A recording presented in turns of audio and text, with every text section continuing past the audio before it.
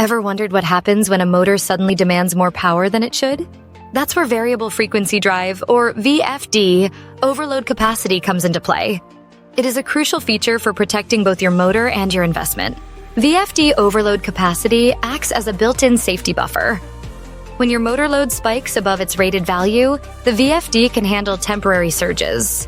Typically, a VFD allows the motor to run safely at loads between 110% and 150% for short periods.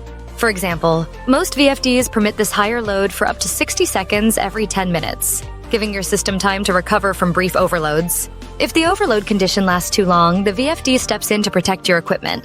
A warning icon appears, and if the high load continues, the VFD will trip, automatically shutting down the motor.